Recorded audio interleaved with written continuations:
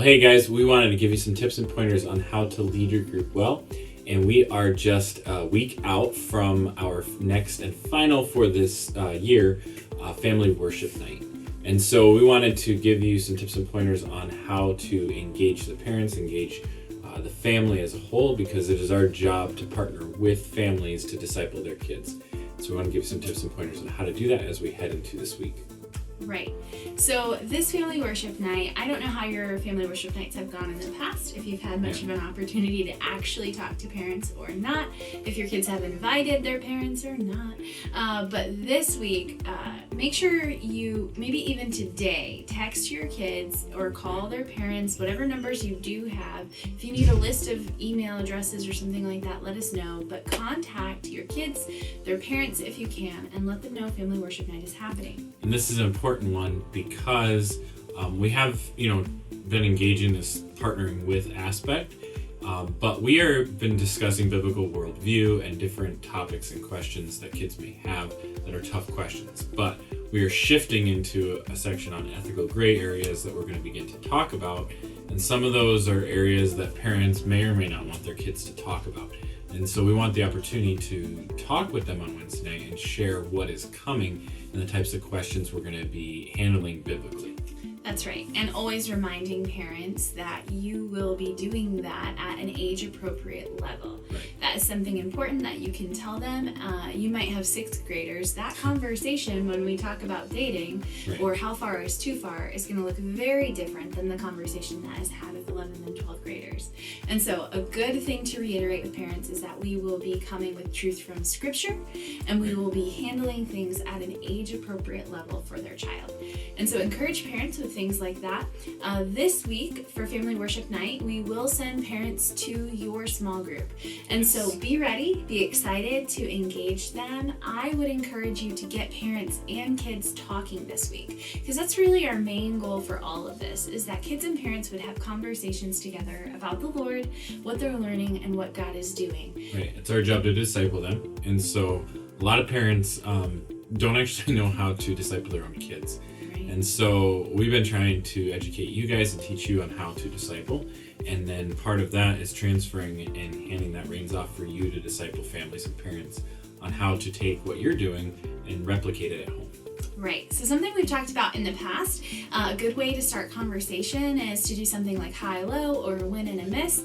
I would actually do that this week with your parents present. And so you can ask them, what is a win that your family has had this school year when it comes to spiritual development?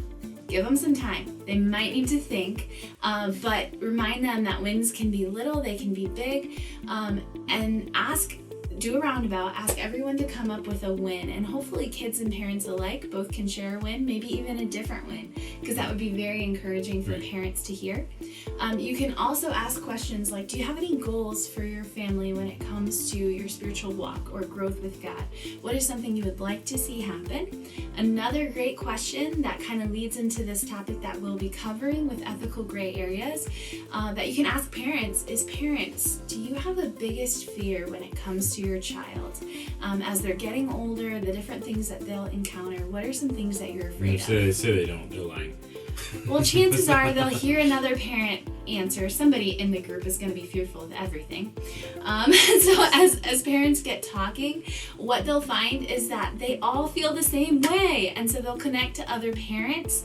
Kids will hear that their parents are concerned about them, and not just from a rule-oriented way, but usually because of a heart thing, fear because of consequence of sin, whatever it is. It gets the discussion happening, maybe opens up the door to some topics that maybe parents haven't talked to their kids about yet. And so start that discussion in your groups this week. Okay. And for some of you, parents do come, and that's great. For some of you, parents don't come. You're going to have a group of kids that there are no parents there. And so with that, I just want to encourage you, continue to just have your discussion in small group, but talk to them about their parents. Talk to them why their parents aren't there, or why they don't want their parents to be there, because we have to continually disciple and teach them that the family is where discipleship is responsible. The church is here to support and help that. So trying to engage them in get them connected with their parents and their spiritual development side by side. And maybe part of that is just their parents don't know who Jesus is. And maybe that turns into an opportunity for the student to actually share the gospel with their parent. So look for those opportunities with those groups that don't either want their parents to be there or parents aren't showing up. Maybe there's some opportunities for us to engage the parents in a way that hasn't been done yet. Right, so you can ask your student, maybe you just sense some discord, some disunity between them and their parents, or maybe their parents don't know the Lord. Put it back in the student's court with, how do you think Jesus would view this situation with your parents? Or what is the Lord's goal for you and your parents? What would he want to see happen in this situation? So get them thinking about it differently through God's eyes instead of just through their own. And then also ask them, how can I help you make this possible for you and your parents? What do you need me to do? It might just be praying with them, for them, or giving them some ideas, brainstorming, reaching out to their parents with them or for them, but try and frame it in a different light than maybe the kids have seen it in the past. Well, I hope that these tips are helping you out to lead your group well, and they'll continue to drive that community within your groups.